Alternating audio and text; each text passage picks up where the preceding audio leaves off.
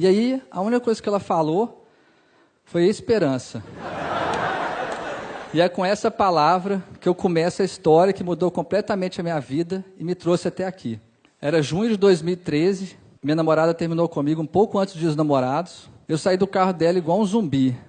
E a única coisa que vinha na minha cabeça era a voz dela dizendo, eu amo você.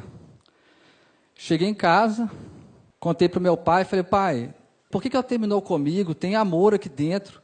E eu sei que tem amor dentro dela. E meu pai falou, meu filho, quando alguém entra na sua vida e depois de um tempo vai embora, pode ser qualquer coisa, menos amor. Construa uma nova história. Eu falei, pai, mas como é que começa isso? Ele falou, não se preocupe, todo começo vem de um final. E aquilo bagunçou a minha cabeça, porque eu comecei a lembrar que todos os meus namores começaram porque um terminou, eu só entrei no emprego porque a faculdade terminou, e aquilo deu um loop infinito. E quando eu estava começando a ficar bem, uma semana depois, meu pai foi diagnosticado com uma doença rara e degenerativa, queria matar ele em 90 dias. Na hora que a gente recebeu o diagnóstico, eu e minha mãe começamos a chorar, xingar tudo, gritar, e meu pai na nossa frente, parado, normal, sereno. E eu comecei a xingar meu pai. Eu falei, pai, por que você não está chorando? Por que você não está chorando? E ele falou, olha para mim, meu filho. E a única coisa que eu pensava é, como é que eu vou olhar para a pessoa que eu mais amo no mundo, sabendo que ela vai morrer?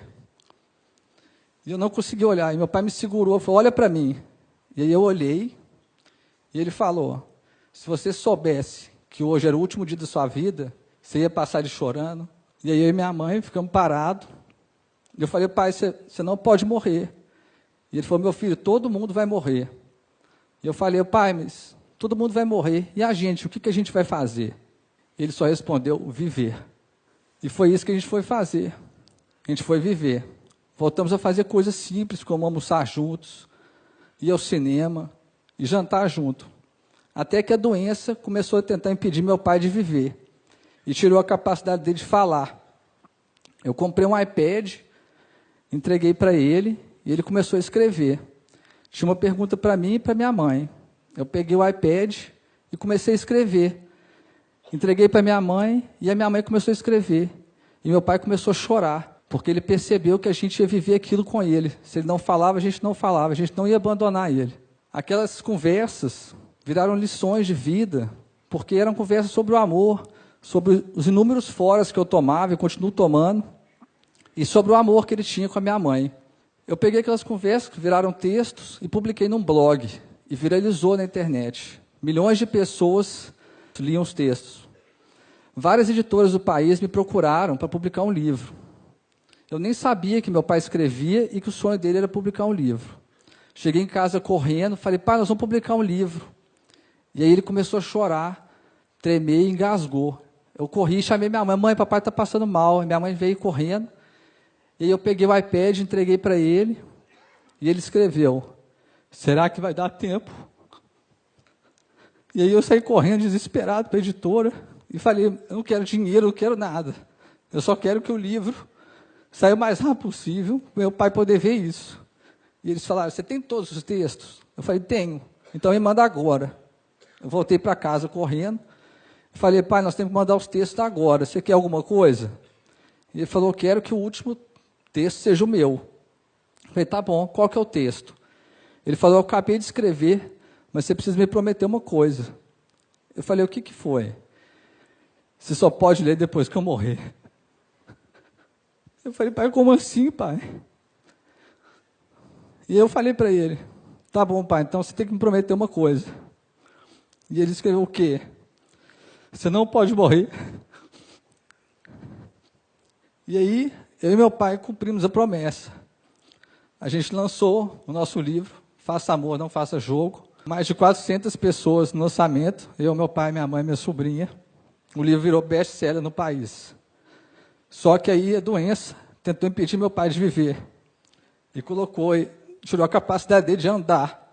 E colocou ele na cadeira de rodas. E agora a gente tinha rodas. O que a gente ia fazer? Meu pai amava viajar. A gente transformou a cadeira no avião. E todo dia, pela manhã, a gente descia para a nossa pista de decolagem, fazia um plano de voo, e eu separei um dia para vocês.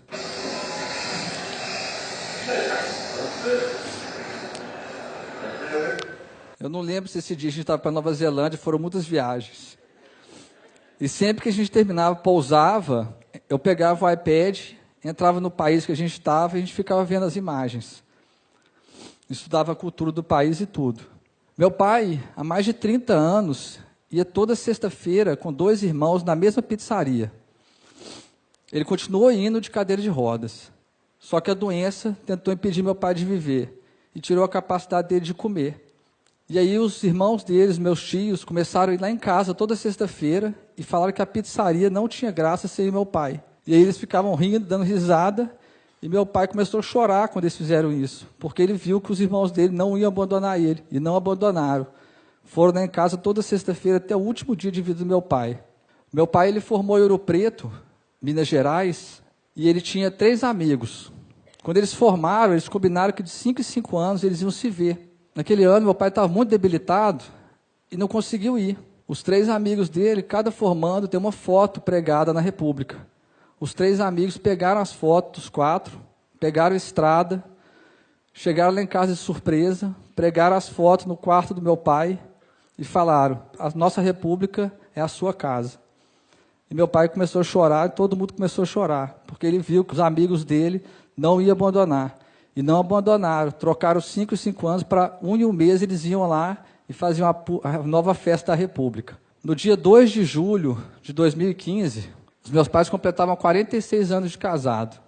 Todo aniversário de casamento, os meus pais faziam isso aqui, ó. Eles dançavam. Naquele ano, meu pai não conseguia ficar em pé. E aí a minha mãe falou: busca cadeira de rodas. Eu falei: por quê, mãe? O que você vai fazer? E ela respondeu: eu vou fazer o que seu pai faria por mim. Eu busquei a cadeira de rodas e quando eu voltei para o quarto, a minha mãe estava abraçada com meu pai na cama. Eu cheguei perto para ajudar e ela falou: não precisa. E ela começou a tirar meu pai da cama, fazendo maior força, e meu pai não tinha força, não sei de onde que ele tirou, foi a última força que eu vi ele fazendo na vida, e a minha mãe conseguiu colocar ele na cadeira de rodas. Ela colocou uma música e ajoelhou ao lado dele e começou a fazer a cadeira girar. E os dois começaram a dançar. Meu pai chorava e ria ao mesmo tempo. E foi a cena mais bonita que eu já vi na minha vida inteira. Quando acabou a dança, eu entreguei o iPad para o meu pai e ele escreveu: eu tenho um último sonho. E eu perguntei: qual que é, pai? Ele escreveu: eu quero ver o mar pela última vez. Eu falei: então a gente vai. Eu fui muito criticado, muita gente falou que eu era louco, porque eu ia levar uma pessoa que não falava, não comia, não fazia nada para a praia, que não ia aproveitar nada. A única coisa que passava na minha cabeça era: talvez o amor seja isso, fazer loucuras, fazer o improvável, o impossível virar possível. E eu separei 3 momentos da viagem para vocês verem: o início, o meio e o fim. Quando a gente voltou da viagem, meu pai estava muito debilitado. Ele pegou o iPad e começou a escrever: meu filho, eu estou sentindo muita dor. A minha mão treme muito. Eu não sei até quando eu vou conseguir escrever. A gente precisa criar uma nova forma de comunicar. Se eu piscar uma vez é sim, 2 é não, e 3 é eu te amo. No dia 23 de agosto de 2015, o meu pai faleceu. Os médicos tinham dado 90 dias. Meu pai viveu por mais de 1095. Eu resolvi contar um pouquinho dessa história aqui, porque eu vejo o mundo distorcendo, complicando demais as coisas. Fique com alguém que faz isso, que te dê aquilo. E todas essas regras e exigências são criadas pela cabeça. O amor é criado aqui dentro, no coração. O resto todo é ilusão. Eu vejo a sociedade exigindo demais status sociais, bens materiais, pedindo que os pais coloquem os filhos nas melhores escolas, nas escolas mais caras, que estudem 3 línguas, que as esposas sejam as melhores amantes, sejam bem-sucedidas. E eu queria dizer para todos vocês que tudo isso não significa nada. A única coisa que o bem mais valioso que vocês têm, podem dar para alguém que você ama, é o seu tempo. Aquele tempo que a pessoa deita no seu colo e você fala: vai ficar tudo bem. A pessoa que você ama Só precisa que você passe pela confiança, que esteja ao lado dela nas suas escolhas e que principalmente dê a ela esperança. Esse é o meu primeiro pedido. Dê o seu tempo para a pessoa que você ama. Muita gente acha que é fácil eu pedir isso porque acha que a minha relação com meu pai é perfeita. E não existe nada perfeito no mundo. Eu e meu pai eram cheios de defeitos, nós seres humanos somos cheios de defeitos. Quantas vezes meu pai entrou no meu quarto e eu falei, pai, me deixa em paz, estou tocando guitarra. Pai, me deixa em paz, estou jogando videogame. E sabe o que ele fazia? Ele sorria. Eu tratava ele mal e ele sorria. Ele rebatia a minha raiva, a minha paciência com amor. E foi isso que ele me ensinou. Quando alguém que a gente ama nos tratar mal, em vez de tratá-la mal de volta, dê o seu amor. Porque o amor é a única forma capaz de transformar o mundo e as pessoas. O meu pai me transformou, ele me salvou. Ele nunca desistiu de mim. E esse é o meu último pedido. Nunca desista da pessoa que você ama.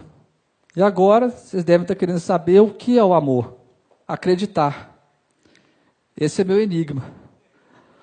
A forma mais bonita que eu aprendi para deixar um pouco do meu amor dentro de todos vocês que estão aqui.